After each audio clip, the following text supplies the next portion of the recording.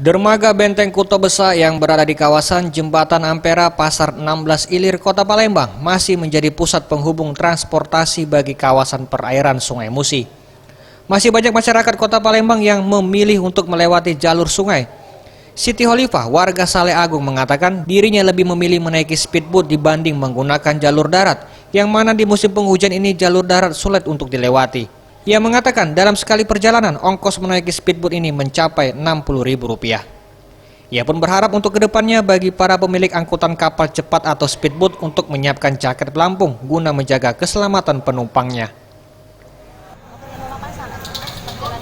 Ada lewat darat ada, cuman kalau waktu hujan kan nggak bisa dilewati, jadi